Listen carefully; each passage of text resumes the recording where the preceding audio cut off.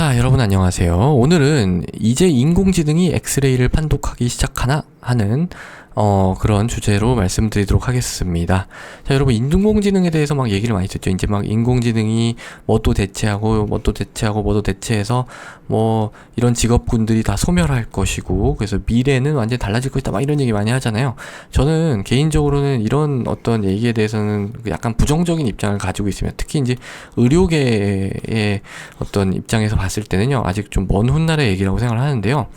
그래도 인공지능이 되게 중요한 기술이고 그게 이제 조금씩 이 영역으로 오고 있다는 건 사실입니다. 그래서 그게 이제 최근에 이게 아예 승인을 받은 인공지능 엑스레이를 판독하는 그런 인공지능이 최근에 승인을 받은 게 있어서 그거 좀 말씀드리려고 해요. 이게 이제 GE 헬스케어라고 하는 그런 회사예요. 그러니까 GE 제너럴 일렉 되게 유명한 회사죠. 사실 우리나라에 좀 약간 약한 부분이 어떤 의료기기 쪽이 많이 약한 것 같아요. 의료기기 쪽은 미국하고 일본이 거의 꽉 잡고 있거든요. 독일하고.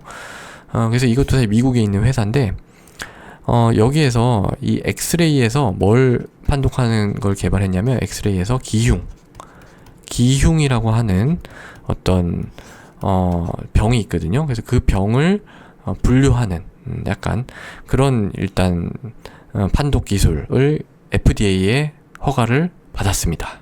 FDA 아마 이런 게 FDA 허가를 받은 거는 제가 알기로는 처음인 것 같아요.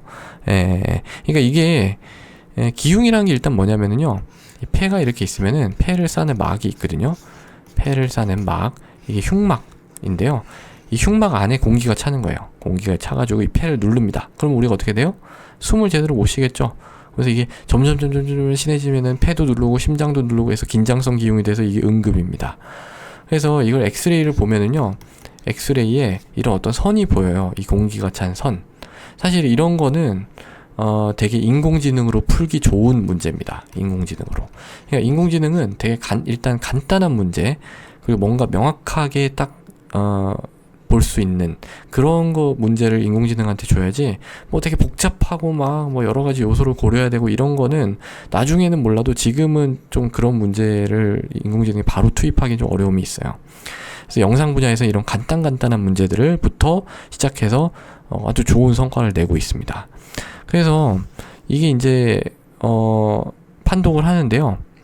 이 정확도를 봤더니 정확도는 사실 민감도하고 특이도가 있거든요.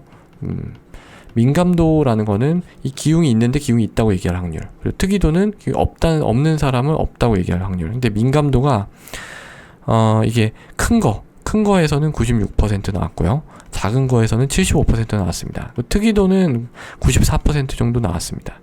그러니까 되게 좋은 거예요. 이 정도면은 거의 뭐 영상의학과 전문의 수준이죠.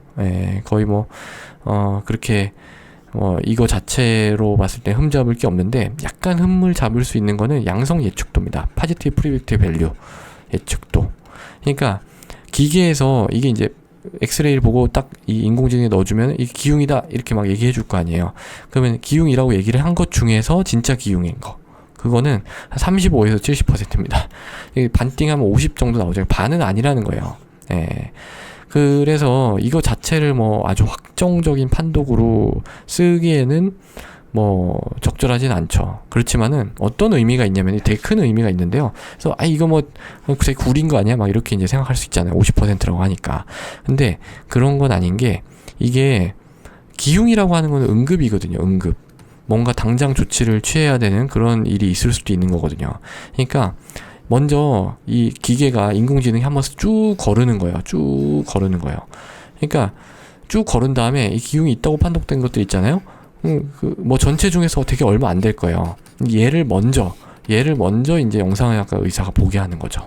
그러니까 영상의학과 의사가 되게 많은 어떤 판독을 해야 되는데 뭐부터 판독해야 될지 그 우선순위를 결정하는 알고리즘은 없거든요. 그러니까 그런 걸 갖다 먼저 얘가 쓱 거쳐간 다음에 이런 기흉 같은 그런 응급질환이 될 가능성이 있는 그런 것들은 먼저 얘가 쭉 판독하고 이걸 먼저 보여주는 거죠. 이거 여기 기계에서 이런 게 있을 수 있다고 나왔으니 먼저 보자 하면은 조금 더 빨리 뭔가 대처가 이루어질 수 있는 가능성이 있겠죠. 예, 그러면서 점점 더 발전을 하는 겁니다. 지금은 뭐 물론 이 정도지만 나중 기술이 더 발전하면 이런 것들도 점점 올라갈 것이라고 생각을 할 수가 있겠습니다. 그러니까 이제 뭐 이게 아직 뭐 지금 뭐 팔거나 이러진 않아요. 그냥 뭐 연구용으로 좀 진행이 될 거고, 이게 사실 현장에서 이용되려면 아직 좀 많은 그런 관문을 넘어야 될 것 같긴 한데요. 어쨌든 이런 개념으로 먼저 접근을 하기 시작하면서 점점 인공지능이 발전할 것으로 그렇게 예상이 됩니다. 자, 그래서 오늘은 인공지능 막 얘기하는데 실제로 이게 어떻게 의료 분야에 이용되는지에 대해서는 별로 얘기가 없는 것 같아서 그런 부분에 대해서 한번 말씀을 드려봤습니다. 오늘도 경청해 주셔서 감사합니다.